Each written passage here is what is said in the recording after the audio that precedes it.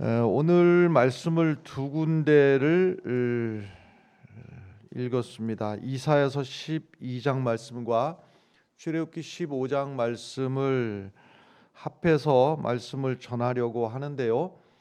이사야서 12장 말씀 형식으로 보자면 노래 형식으로 되어 있습니다. 우리는 지금 한글로 이 번역된 성경을 보니까 그 느낌을 완벽하게 알 수는 없습니다만은 이사야 12장의 말씀은 노래 형식이고, 또 마찬가지로 출애굽기 15장에 보면 두 개의 노래가 연이어서 쭉 사실은 나와 있는데요. 하나는 모세의 노래가 나와 있고, 또 그 다음에 미리암, 모세 누이지요. 미리암의 노래가 연이어서 나와 있는데, 이스라엘 백성들이 출애굽할 때 가장 위기의 때가 언제였는가 하면, 출애굽 그 중에서 여러 별의별 일들이 많이 있었습니다만은 그 중에서 최고 위기의 때가 홍해를 건너기 직전이었습니다. 그 홍해 바다가 앞에 탁 놓였는데 거기까지는 어떻게 왔는데, 뒤에서 애굽의 군사들이 막 말을 타고 죽이려고 쫓아온단 말이죠. 그러니까 이것은요, 앞으로 갈 수도 없어요. 앞으로 가면 물에 빠져 죽는 겁니다. 그 다음에 뒤로 돌아서서 애굽의 군대와 싸울 수도 없습니다. 애굽의 군대와 싸울 능력이 없기 때문에. 그리고 그 일은 죽자는 얘기입니다. 가만히 있을 수도 없습니다. 가만히 있으면 애굽의 군사가 와서 덮치니까 앞으로 가지도 못하고 뒤로 돌아서지도 못하고 가만히 있지도 못하고, 정말 위기의 이 순간에 하나님의 은혜가 쫙 임했던 것을 우리가 알고 있지 않습니까? 모세가 하나님 앞에 부르짖었더니 하나님께서 그 모세의 기도를 들으시고 홍해를 쫙 갈라주셨단 말이죠. 그래서 이 홍해를 마른 땅을 지나가게 되는데, 거기서 이스라엘 백성들이 홍해를 다 건너가게 되니까 그 뒤에 애굽의 군사들이 막 이제 쫓아가지고 홍해로 다 들어왔단 말이죠. 이럴 때 이제 하나님이 그 홍해를 다시 물이 통하게 하시니까 그 안에 들어갔던 애굽의 모든 군사들이 다 물에 수장되어서 다 죽게 되었더라. 야, 이때 여러분, 요때 한번 생각을 한번 해보세요. 조금 전까지, 불과 얼마 전까지만 해도 죽을 뻔했는데, 여기서 이제는요, 애굽의 군사들이 쫓아올 수가 없이 물에 다 수장되어 있으니까 얼마나 안심이 되고 마음이 놓이고 기뻤겠습니까? 그래가지고 여기서 막 노래를 하는 거예요. 제일 먼저는 모세가 이제 노래를 합니다. 우리말 성경에는 악보가 없으니까 가사만 있으니까 이게 노래인가 뭔가 하겠습니다만은, 이제 곡조에 맞춰가지고 흥겨운 노래를 모세가 이제 쫙 한 이야기가 출애굽기 15장 앞에 길게 나와요.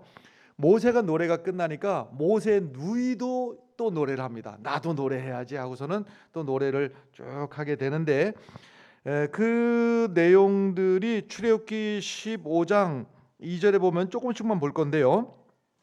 출애굽기 15장 2절에 여호와는 나의 힘이요, 이게 이제 모세의 노래예요. 홍해 사건 다음에 너무나 기쁘고 감사해가지고 모세가 노래를 하는 거예요. 여호와는 나의 힘이요 노래시며 나의 구원이시로다.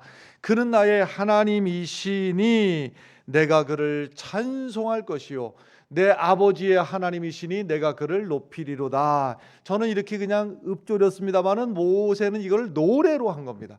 근데 이거와 비슷한 노래가 어디에 나오는가 하면 오늘 우리가 읽은 이사야 12장에도 마찬가지의 노래가 나오는데, 이사야 12장 2절에는 이렇게 노래를 하고 있습니다.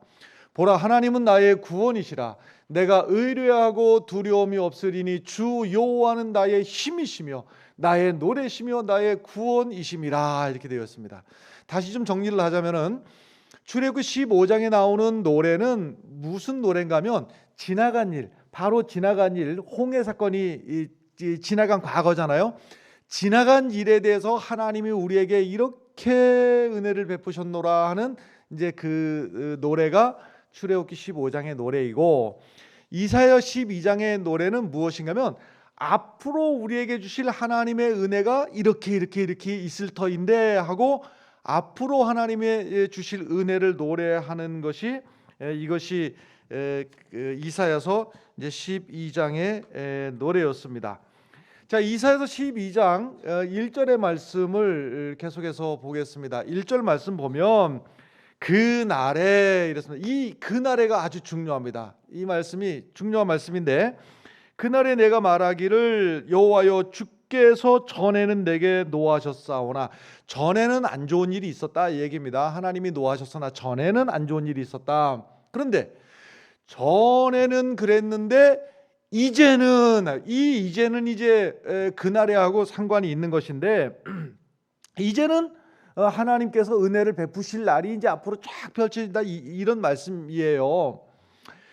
이 그날에 하는 것이 1차적으로다가는 언제를 말하는가 하면, 지금 이사야가 이 말을 할 때에 그날에 하는 그 말씀의 1차적인 의미는 앞으로 이스라엘이 바벨론의 포로로 끌려가게 될 터인데, 바벨론에서 포로 생활을 70년을 다 하고 나면 그 70년 포로 생활에서 하나님이 해방시켜 주실 날이 올 것이다.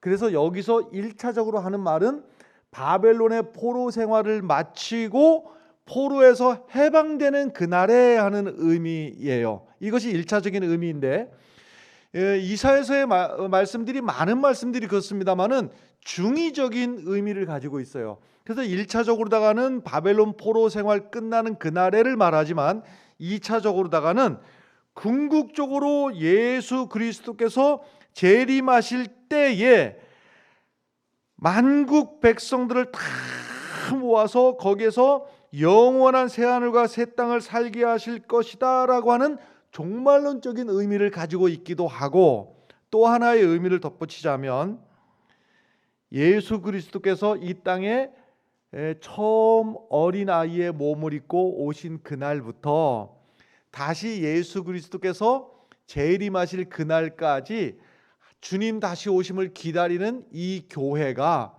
현실을 살아가는 것이 어떻습니까? 우리 실제로 살아간 동안엔 때로는 고난도, 때로는 핍박도, 눈물 흘리는 날도, 억울한 이 많은 날들 가운데서 마지막까지 버티고 이기면 하는 거예요. 그 날을 소망하면서. 그래서 말씀입니다. 우리가 살다 보면요, 때로는 말이죠, 따뜻한 봄날 같은 그런 날도 있지요. 그리고 참 내가 이렇게 행복해도 되나 하는 행복에 겨운 날도 있을 수가 있겠지만, 많은 날들은 비바람 치고 눈보라 치고 그런 날도 만나게 될 터인데, 그런 날들을 지나면서 때로는 내 인생에 비바람이 몰아치고 한기가 느껴지고 어떻게 하면 좋나 싶은 그런 날들을 살아가는 중에서도, 그런 날들을 어떻게 이겨내고 이 이사야서 12장에 말씀하시는 그 날을 우리가 넘어지지 않고 실패하지 않고 포기하지 않고 그 날을 버티고 이길 수 있는 그 비결이 무엇이냐, 이것이 바로 오늘 말씀을 통해서 설교하려고 하는 내용입니다. 여러분, KTX 타 보셨습니까? KTX를 타고 가다 보면 느끼는 것들이 몇 가지가 있을 터인데, 터널이 참 많아요. 조금 바깥에 보라 싶으면 터널을 만나고, 또 바깥에 내다보려고 하면 또 터널을 만나고, 터널이 참 많습니다. 우리나라가 산악지형이 많다 보니까 이것을 이제 돌아 갈 수밖에 없는 구조잖아요. 그래서 이제 원하는 목적지까지 완전하게, 그리고 이제 산악지형이 많다 보니까는 꼬불꼬불하기도 합니다만은 또 높낮이도 어떨 때는 올라갔다 내려갔다 해야 되는데, 이것을 갖다가 이제 최단으로다가 가게 하기 위해서 곡선도 가급적이면 많이 안 주고 높낮이도 많이 변화를 안 주고 하기 위해서 이제 터널을 많이 뚫는 것이죠. 그러니까 터널이 이렇게 많은 이유는 그 운행을 더 효율적으로 더 원활하게 하기 위해서 이제 터널이 많은 겁니다. 뭐 그렇다 치더라도 하여튼 마음 같아서는 좀 바깥의 경치를 좀 한적하게 이렇게 보고 가고 싶은데, 조금 보려고 그러면 또 터널로 쑥 들어가서 또 깝깝하고 그렇습니다. 그래서 이제 어떤 사람이 열차 타기 전에 기도를 열심히 하는 거죠. 하나님, 나 서울 가야 되는데 제발 터널 좀 안 만나게 해주세요. 주여, 간절히 미사옵나이다. 터널 좀 안 만나게 해주세요. 이 얘기는 기차 안 타겠다는 얘기죠. 목적지까지 가던 중에 때로는 경치 좋은 그런 곳도 지나겠지만 또 때로는 터널을 만나기도 하고 그렇습니다. 답답하기도 하고 그렇습니다. 우리가 기도할 때도 마찬가지인데 똑같아요. 하나님, 내 인생에 고난이 찾아오지 않게 해달라고, 말하자면 내 인생에 어두운 터널을 만나지 않게 해달라고 간절히 기도하는 것은 옳은 기도도 아니고, 옳은 기도가 아니기 때문에 하나님이 그 기도를 들어주시지도 않습니다. 왜 그런가 하면 성경에서 말하고 있는 그 창조 질서를 우리가 이제 얼마 전에 전도서 말씀을 봤습니다마는 전도서에서 이 사실을 딱 정리를 해주고 있어요. 전도서 7장 14절 보면 이런 말씀이 있어요. 형통한 날에는 어떻게 하라고 그랬습니까? 기뻐하고. 형통한 날에 해야 될 일이 있는 거예요. 그리고 형통한 날만 있는 게 아니라 곤고한 날에는 어떻게 하라고 그랬습니까? 되돌아보라. 그러니까 형통한 날에 해야 될 일이 있는데, 그러니까 우리 인생이 말이죠, 밝은 태양만 비치고 터널도 없는 그런 아주 쾌청한 그런 날만 되게 해달라고 기도할 수가 없는 것이, 이 두 가지를 하나님이 병행하게 하셨다. 형통한 날과 곤고한 날을 병행하게 하셨는데, 형통한 날에 해야 될 일은 무엇이냐면 그것을 즐길 줄 알아야 되고, 그것을 감사할 줄 알아야 되고, 그것을 인정할 줄 알아야 되고, 이것이 어디로부터 온 것인지를 잊지 않고 하나님 앞에 감사할 줄 알아야 되고, 기뻐할 줄 알아야 되고, 이것이 이제 형통한 날에 해야 되는 일이지요. 공고한 날에는 뭐 하라고 그랬습니까? 생각하는 겁니다. 우리가요, 형통한 날만 쭉 되면은 우리가 늘 기쁘고 감사할 것 같습니다만은 오히려 하나님의 은혜를 잊어버리게 돼요. 그래서 이 곤고한 날에는 우리가 생각하는 거예요. 내 인생을 주관하시는 분이 누구인가? 오늘까지 나를 인도하신 분이 누구셨던가? 앞으로도 내 인생을 책임질 분이 누구였던가를 곤고한 날에는 생각하라고 하는 겁니다. 그래서 인생의 어두운 터널을 지나갈 때 하나님이 우리에게 원하시는 것이 생각하라고 하는 거예요. 되돌아보라고 하는 거예요. 내 인생을 되돌아보면서 내가 지금까지 살아왔던 것이 이것이 맞는가? 내가 지금 이제까지 이렇게 살아왔던 것이 내가 옳은 일이었는가? 하나님이 기뻐하시는 일이었는가? 한번 뒤돌아보고 생각하는 거예요. 그래서 기도할 때마다요, 하나님, 내 인생에 터널을 만나지 않게 해주시옵소서, 이렇게 기도하는 것은 지혜로운 기도가 아니고, 하나님, 내 인생에 어두운 터널을 만났을 때 잘 이겨낼 수 있도록 힘 주십시오. 지혜롭게 이겨낼 수 있도록 힘 주십시오. 이것이 유익한 기도인 줄로 믿습니다. 자, 다시 출애굽기 15장 말씀으로 다시 이제 가보면 이렇습니다. 가슴 터질 듯이 기쁜 날이에요. 홍해를 건넜으니 얼마나 기뻤겠어요. 그리고 이제는 지긋지긋한 애굽의 군사도 더 이상 쫓아올 수가 없어요. 얼마나 기뻤겠어요. 너무너무 기쁜 거예요. 이 기쁨이 출애굽기 15장 1절 보면 이렇습니다. 이때에, 이제 홍해를 건넌 때입니다. 이때에 모세와 이스라엘 자손이 이 노래로 여호와께 노래하니, 뭐라고 노래하는가 하면 내가 여호와를 찬송하리니 그는 높고 영화로우시며 말과 그 탄자를 바다에 던지셨음이로다. 이렇게 이제 찬송을 막 기쁘게 하는 거예요. 감사함으로. 그래서 모세가 찬송하고 나니까 미리암이 또 찬송하고, 그런데 여기서 요 기쁨이 쫙 이어져 가면 좋겠는데, 그러니까 우리의 인생도 아주 그냥 하는 일마다 흥겹고 좋은 일만 쫙 되면 좋겠는데 찬물을 싹 껴는 게 모세의 노래 다음에 미리암의 노래 다음에 그다음에 찬물을 싹 껴는 이야기가 오늘 읽었던 출애굽기 15장 22절부터 말씀이거든요. 이 말씀의 내용은 이렇습니다. 모세가 홍해에서 이스라엘을 인도하며 그들이 나와서 수르 광야로 들어가서 거기서 사흘 길을 걸었으나 홍해의 감격이 지난 지 오래도 지나지 않고 사흘 지났을 때예요. 사흘을 길을 걸어갔는데 물을 얻지 못하고 사흘 동안 물을 먹지 못한 거예요. 마라에 이르렀더니 그곳 물이 써서 마시지 못하겠으므로 그 이름을 마라라 하였더라. 그러니까 조금 전에 며칠 전까지 이 홍해를 지나고 나서의 기쁨, 감격 다 사라져버렸어요. 남는 게 뭐만 남았는가 하면 불평만 남은 거예요. 그래서 24절 말씀 보면 백성이 모세에게 원망하여 이르되, 그 기쁨 싹 사라져 버리고서는요 그냥 이제는 원망하고 불평하는. 그런데 보세요, 다시 이제 정리를 해보면요, 요 원망하고 불평하는 일이 중간에 이렇게 딱 마라에서 끼어 있는데 그 앞에서는 너무너무 기뻐가지고 홍해를 건너게 하시는 하나님 할렐루야 찬송하고 기뻐하고 하고, 요 마라 사건 뒤에는 무슨 일이 있는가 하면 우리가 아직 안 읽었습니다만은 엘림이라고 하는 곳에 이르게 되는데 그 엘림에는요 얼마나 쉽게 말해서 오아시스를 만난 거예요. 너무나 여기는 뭐 좋고 말이죠. 여기 엘림에서 막 부족함이 없이 그냥 풍성한 엘림에 이르게 되는데 중간에 이 마라가 딱 껴 있는 거예요.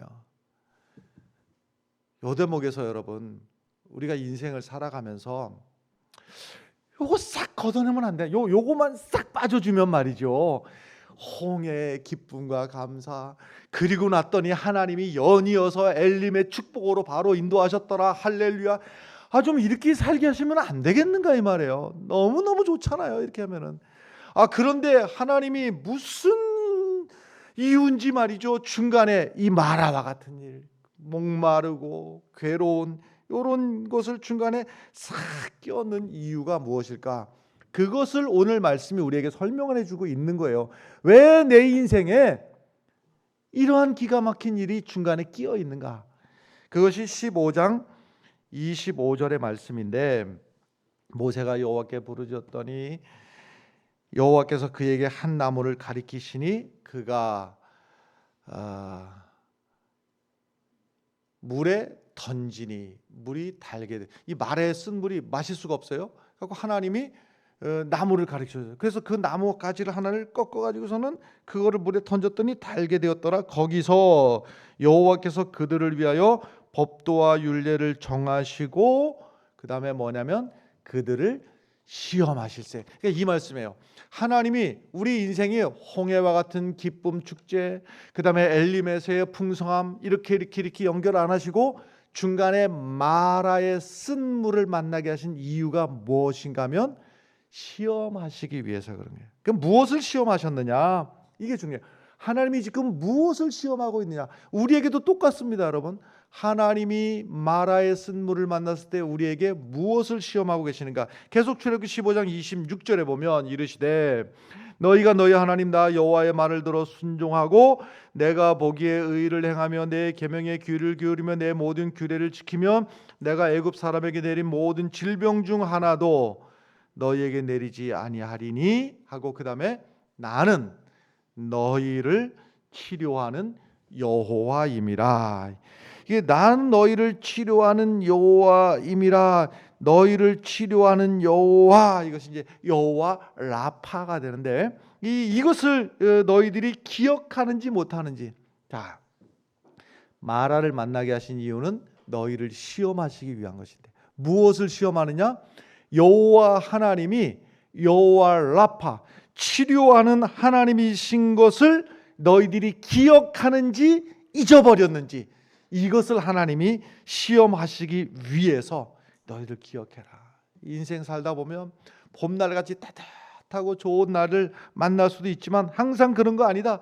너희들이 인생 살다 보면 바람 부는 날도 만나고 비바람 치는 날, 그리고 추운 날도 만나고 괴로운 날 만나고, 그때에 하나님이 뭐 하신다고요? 시험하고 계신다. 무엇을 시험하시는가 하면 하나님이 치료하는 하나님이다. 나는 너희를 치료하는 하나님이라. 여호와 라파, 이 사실을 너희들이 기억하고 있는지 잊어버렸는지 하나님이 이것을 기억하신다고 하는 거예요. 오늘 우리에게 주시는 말씀은 간단한 겁니다. 하나님은 왜 내 인생이 항상 쾌청하고 좋은 날만 있으면 좋겠는데 왜 살다 보면 인생의 어두운 터널을 만나게 되는가? 그때는 생각해 보라고 하는 거예요. 우리가 살아가는 동안에 항상 잘 풀리고 잘 되고 기쁘기만 하면 그것을 허락하신 이가 하나님이신 것을 잊어버릴까 봐 고난이 찾아올 때에 생각을 해보라고 하는 거야. 맞다. 하나님은 치료하는 하나님이시지, 이것을 생각을 해내라고 하는 거예요. 여호와 라파. 그래서 그분을 의지하며 살아갈 수 있도록 우리의 삶 가운데 고난이 찾아오면 하나님이 이것을 기억하길 원하셨지. 맞다. 하나님은 우리를 치료하시는 여호와시다. 여호와 라파다. 이 사실을 기억하는지, 아니면 이 사실을 기억하지 못하고 원망하고 불평하고 그래서 멸망에 이르는지, 이것을 하나님이 우리들을 시험하고 계신다 하는 겁니다. 광야라고 하는 것이요, 기본적으로 부족한 것입니다. 그러니까 가나안이 아니죠. 광야라고 하는 것은 가나안이 아니잖아요. 가나안은, 여기는 하나님이 주신 은혜의 땅이요, 기름진 땅이요, 축복의 땅인데, 가나안에 가기 전까지 광야라고 하는 것은 기본적으로 부족해요. 무엇이든지 부족한 것이 광야인데, 그 광야의 길을 지나는 내내 무엇을 생각을 해야 되는가 하면 여호와는 우리를 치료하시는 하나님이시다. 하나님이 우리를 치료하신다. 여호와 라파다. 이것이 바로 마라의 쓴물의 사건이었습니다. 자, 그런데 이 의미에 대해서 신약 시대를 살아가는 우리가 기억을 해야 될 것이 몇 가지가 있습니다. 이 사건 가운데서요. 자, 다시 15장 25절 읽은 말씀입니다만 다시 보면, 모세가 여호와께 부르짖었더니 여호와께서 그에게 한 나무를 가리키시게 되는데, 그 나무를 물에 던졌더니 물이 달게 되었더라. 이 나무의 의미가, 그 나무가 도대체 무슨 약효가 있어서 무슨 나무길래 그게 도대체 무슨 나무냐, 이것을 출애굽하는 이스라엘 백성들은 몰랐을 거예요. 그런데 우리는 이미 이제 다 알고 있어요. 우리는 알고 있는 게, 나무하면 떠오르는 게 뭡니까? 신약 시대에 나무하면 딱 떠오르는 게 우리는 있어요. 이미 있습니다. 그것이 베드로전서 2장 24절의 말씀에 있는데, 그 나무가 뭐냐? 친히 나무에 달려. 우리는 딱 이 소리 들으면 무슨 소리인지 알아요. 여기서 친히, 누가 그 나무에 달린 겁니까? 예수님이 나무에 달린데, 예수님이 달린 나무가 뭡니까, 여러분? 십자가라고 하는 사실을 우린 신약시대에 우린 다 알고 있는 사실이에요. 여호와 라파, 치료하시는 하나님께서 그 나무를 가지고 우리를 어떻게 인도하셨는가? 독생자 예수 그리스도께서 십자가를 통해서, 예수 그리스도의 십자가의 고난을 통해서 아무 이유 없이 긍휼히 여기시는 그 마음으로 나무에 달리심으로 말미암아서 그 예수를 바라보기만 하면, 그 예수가 달린 십자가를 바라보기만 하면 쓴물이, 우리 인생의 쓴물이 단물이 되는 놀라운 역사가 일어난다고 하는 사실입니다. 오늘도 이 사실은 우리에게 유효한 말씀이라고 하는 사실입니다. 고난의 광야를 지날 때, 어두운 터널을 지날 때에 우리가 바라봐야 될 것이 무엇인가 하면 바로 십자가, 예수 그리스도가 지신 그 십자가를 바라볼 때, 예수님의 고난을 통해서 내가 나음을 입었고 내가 지금 당하고 있는 여러 가지 일들도 하나님이 치료하실 수 있다. 하나님이 치료하신다는 이 사실을 우리가 십자가를 바라보면, 인생의 어두운 터널을 만났을 때 너무너무 속상하고 억울해서 숨이 턱 막히는 그 순간에도 예수 그리스도의 십자가를 바라보며 우리가 기억해야 될 것은 나는 너희를 치료하는 여호와임이라 하는 사실입니다. 이 사실을 기억하시길 바랍니다. 십자가 십자가 내가 처음 볼 때에 나의 마음의 큰 고통 사라져. 여러분, 이 찬송을 할 때 말이죠, 입에서 건성으로 할 찬송이 아닌 거예요. 나는 너희를 치료하는 여호와다는 사실은 노래로 끝날 일도 아니고 이것은 우리 삶의 현실이 된다고 하는 사실을 믿으시길 바랍니다. 고난의 광야에서 인생의 어두운 터널을 지나면서 우리가 꼭 잊지 말고 찾아야 되고 바라봐야 될 것은 날 위해 달리신 예수 그리스도의 십자가를 바라보면서 그 십자가에서 내게 하시는 말씀, 나는 너희를 치료하는 여호와임이라. 이 사실을요, 매주 예배 드릴 때마다. 그래서 우리 교회 여러분, 그 종이 조각 하나도 여기에 무슨 성구가 됐든 뭐가 됐든지 간에 그 아무것도 제가 목회하는 한은 이 앞에 어떤 현수막이나 어떤 것도 설치하지 않을 겁니다. 왜 그런가 하면요, 이 예배당을 출입할 때마다, 그리고 교회에 와서 예배 드릴 때마다 저 십자가도요 화려하게 만들어 놓을 필요도 없어요. 그냥 이렇게 아주 정갈하게 이렇게 하면 딱이에요. 십자가를 바라볼 때마다 우리가 하시는 말씀, 십자가를 통해서 우리에게 하시는 말씀은 나는 너희를 치료하는 여호와다. 이 사실을 들으셔야 됩니다. 그리고 그것이 우리 삶의 현실이라고 하는 사실, 이것은 그냥 종교의 영역이 아니고 말이죠, 우리 삶의 현실이라고 하는 사실을 믿으시길 바랍니다. 이스라엘이 마라에 이르렀을 때 물이 있기는 있는데 써서 못 마셨다. 여기서 이제 이게 상징적인 말인데요, 써서 못 마셨다 이 얘기가 입에 넣었더니만은 뭐 맛이 달다쓰다 이 얘기가 아니고 오염이 돼서 마실 수가 없는 물이었다는 얘기예요. 오염됐다는 얘기예요. 근데 이제 그러니까 못 마시니까는 막 이제 화가 나는 거죠. 짜증이 나는 것이죠. 그래서 이스라엘 백성들이 모세를 향해서, 다시 말해서 인간을 상해서 사람을 상대해서 모세를 향해서 원망하는 그 소리가 출애굽기 15장 24절, 백성이 모세에게 원망하여 이르되 우리가 무엇을 마실까? 모세에게 막 원망을 하는 거예요. 그런데 말입니다, 모세는요, 백성들이 자기에게 막 도전해오고 원망할 때, 아니 모세인들 할 말 없겠습니까? 야, 나는 물 마시고 니들은 못 마시냐? 그리고 난들 물이 있는 곳으로 가고 싶지. 그리고 나도 여기 처음 가보는 길이야. 나도. 모세인들 할 말이 왜 없겠어요? 그리고 모세한테 원망하면 모세는 화가 나요, 안 나요? 모세도 똑같이 모세에게 원망하여, 여기서는 원망하여 이랬지만은 원망할 때 좋은 말로 했겠습니까? 어떤 사람은 욕도 하고 어떤 사람은 삿대질도 하고 어떤 사람은 막 혈기를 부리고 이랬겠지요. 그럼 그 얘기를 듣고 모세인들 뭐여? 하고서는 모세도 같이 화낼 수도 있고 같이 욕할 수도 있는데, 모세는 상대 자체를 하지 않습니다. 자기한테 시비하는 사람, 자기한테 원망하는 사람, 자기를 욕하는 사람 상대 자체를 하질 않아요. 그리고 모세는 누구를 상대하는가 하면 하나님을 상대하는 거예요. 출애굽기 15장 25절에 이렇게 시작을 한 거예요. 모세가 여호와께 부르짖었더니. 이게 모세의 위대함이에요. 사람들은 본능적으로다가 누군가를 원망하고 싶어요. 그래서 모세를 타겟으로 해서 사람들은 모세를 원망하지만 모세는요, 그 사람들을 상대하지 않아요.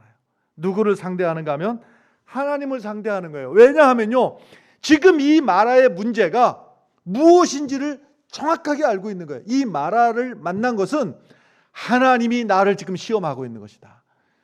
무엇을 시험한다고요? 나는 너희를 치료하는 여호와라고 하는 사실을 기억하고 있느냐, 잊어버렸느냐, 이 사실을 하나님이 시험하고 있다는. 그래서 지금 모세는 이 포인트를 알고 있기 때문에 하나님을 상대로 하고 있는 거예요. 그래서 맞다. 하나님이 뭘 기억하라고 했지? 나는 너희를 치료하는 여호와임이라. 이 사실을 모세는 기억을 해내는 것이죠. 가정으로 돌아가면 여러분, 어머니이시고 아버지이시고 그렇지 않습니까? 여러분들이 가정에서 모세와 같이 위대한 부모님들이 되시기를 바랍니다. 무슨 말씀인가 하면, 살다 보면 가정에서도 난감한 일 만날 때가 있지 않습니까? 어떻게 하면 좋나. 여기서 말이죠, 자녀들이 좌절하는 순간이 있어요. 그게 뭐냐면요, 서로 우리 부모님들이 자녀들도 이제 눈치가 이제 있거든요. 지금 우리 집 큰일 났다 지금. 근데 여기서 하는 얘기를, 우리 부모님들이 이거를 어떻게 해결해 가신가를 가만히 보니까 당신 때문이야. 그럼 또 이쪽에서는 당신 때문이야 하고서는 서로 부모님들이 무엇을 논의하는가를 자녀들이 가만히 눈치를 보니까 당신 때문이야. 아니야, 당신 때문이야. 이때 자녀들은 좌절하는 거야. 그러면 우리는 어떡하지? 서로 자기 때문이라고 하면 우리는 어떻게 해야 되지? 이때 자녀들이 무너져 버리는 것이죠.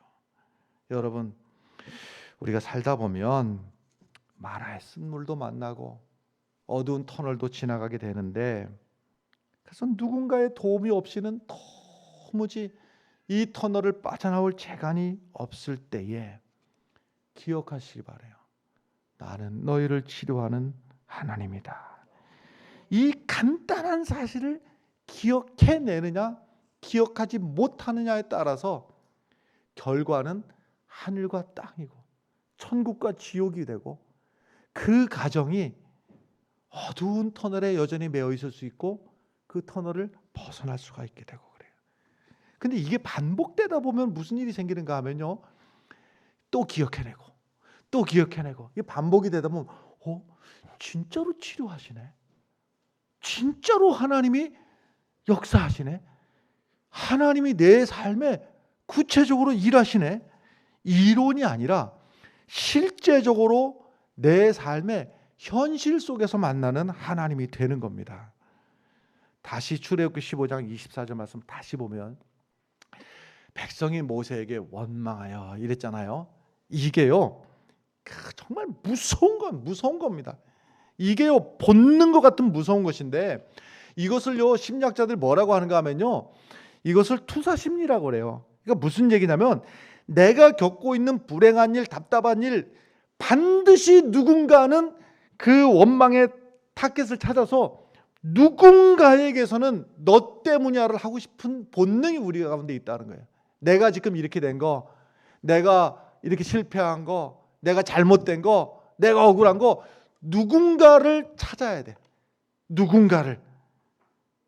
그런데 말이죠, 모세를 원망을 하는데, 아니 다시 말씀드리지만 모세만 돌아서 가지고 자기 혼자만 숨어서 물을 마셨다든지, 모세가 자기의 이득을 위해서, 자기는 더 좋은 이득을 얻기 위해서 백성들을 구렁텅이로 몰아넣었다든지, 이 상황이 아니잖아요.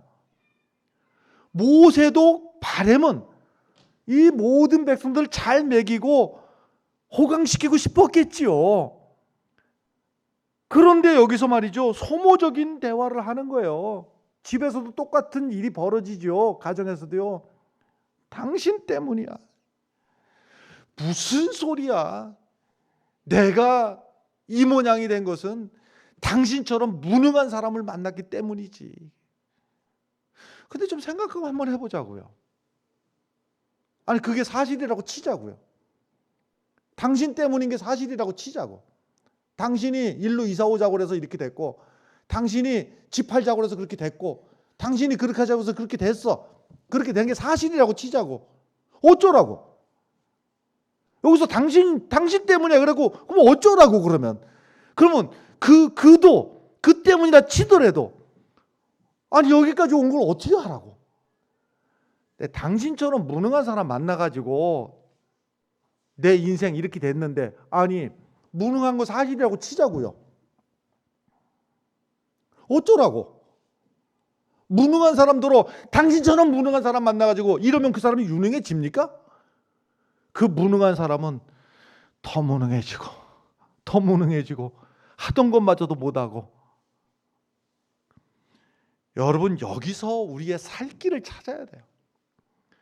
모세가 여호와께 부르짖었다니, 이것이 모세가 여호와께 부르짖으니 어떻게 응답하셨습니까? 나는 너를 치료하는 여호와다. 하나님이 내 마음부터 치료해 주시기 시작하는 거예요. 시작이, 하나님의 치료의 시작이요, 어디부터, 첫 시작이 어디부터 이라면 여기부터 시작되면은 이제 하나님의 역사가 이제 되는 거예요. 어디부터 시작이냐면 상한 내 마음부터 치료해 주시기 시작하는 거예요. 여기부터예요. 너무 치명적인 상처를 어찌하다 보니까 이건 아닌데 하는 데까지 와 있는 것이죠. 아내가 남편에게 하지 말았어야 될 말을 하고, 남편이 아내에게, 아내가 남편에게. 그러면 내가 한 말은 잊어버리고 말이죠. 남는 게 여기 상처만 분하고 억울하고 말이죠. 근데 말이죠, 그 아픈 가슴을 가지고도 하나님 앞에 나가서 주여 하다 보면 어디부터 시작이 되는가 하면요, 그 나한테 상처 주었던 그 사람이 불쌍하게 느껴지기 시작해요. 여기부터가 시작이에요. 여기부터가. 사실은 말이죠, 저도 설교는 이렇게 합니다마는 그리 쉬운 일은 아닙니다. 너무 답답할 때, 억울할 때 기도는 하고 싶은데 말이죠, 기도마저 안 나올 때가 있어요. 저도 해보니까 그렇다. 너무 힘들고 너무 답답하고 너무 억울하고 기도는 하고 싶은데 기도마저 안 될 때가 있어요. 여러분, 그래도 말이죠, 기도하는 자리까지는 나오셔야 돼요. 그래서 내가 조목조목 하나님 앞에, 하나님 이건 이렇고요, 저건 이렇고요, 이렇게까지도 안 돼요. 실제로 제가 해보니까 말이죠, 기도하러 나와서 기도는 이를 악물고 해야 되겠는데, 그래서 할 수 없이 이렇게 하는 거예요. 주여, 이렇게밖에 안 되는 거예요. 실제로 해보면요. 그런데도 여러분, 그렇게라도 기도를 하면 숨이 쉬어지기 시작하고 살길이 열려지기 시작하고 빛이 보이기 시작하더라 이 말이에요. 그렇게라도. 사람 상대하지 말고 하나님 상대하시면 돼요. 여호와 라파, 치료하신 하나님. 여러분, 앞에 읽었던 말씀을 다시 읽을 건데요, 광야를 지날 때, 인생의 어두운 터널을 지날 때 우리가 꼭 봐야 될 게 십자가라고 그랬어요. 베드로전서 2장 24절 말씀 함께, 이 말씀이 내게 소망이다 하는 생각으로다가 이 말씀을 다 같이 함께 읽겠습니다. 친히 나무에 달려 그 몸으로 우리의 죄를 담당하셨으니 이는 우리로 죄에 대하여 죽고 의에 대하여 살게 하려 하심이라. 그가 채찍에 맞음으로 너희는 나음을 얻었나니. 아멘. 우리 다 함께 일어나셔서 우리 찬송을 함께 하시면 좋겠습니다. 예수 늘 함께 하시네. 예수 늘 함께 하시네. 하나님, 제 인생에서 자주자주 마라의 쓴물을 만나고 골짜기를 지나고 그래서 지치고 낙심하고 넘어질 때 우리의 고백을 들어주시옵소서.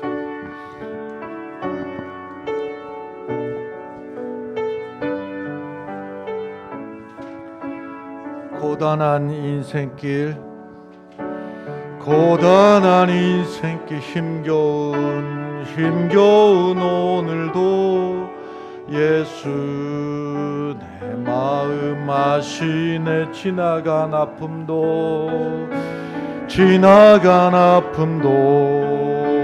마주할 세상도 예수 내 마음 하루를 살아도 기쁨으로 가리.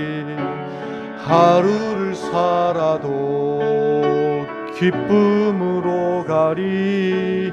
예수 늘 함께 하시네. 후회도 염려도 온전히 맡기리.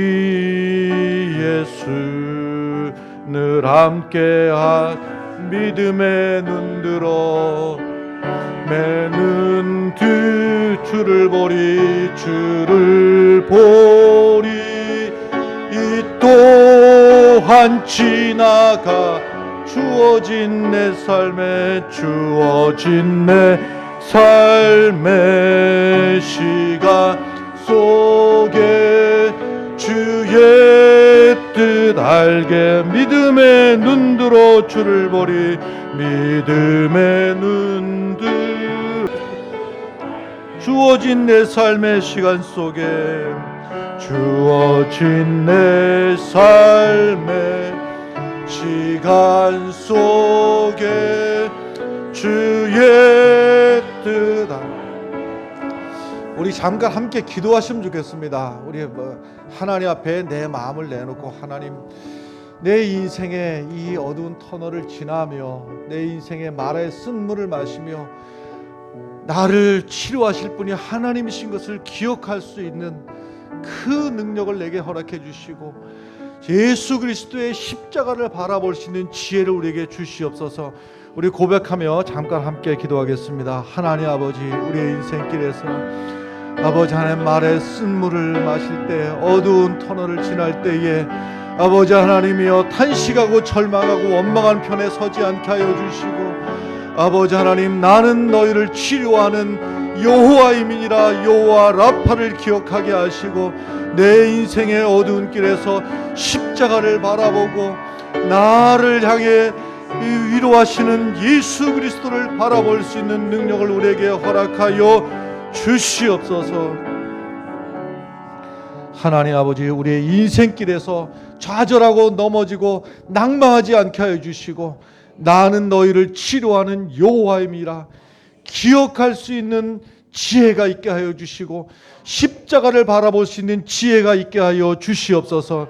이제는 우리 구주 예수 그리스도의 은혜와 하나님 아버지의 크신 사랑과 성령님의 감화 감동 역사 인도 위로하심이 주의 사랑하는 성도들 머리머리 위에 이제로부터 영원토록 함께 하시기를 간절히 축원하옵나이다. 아멘.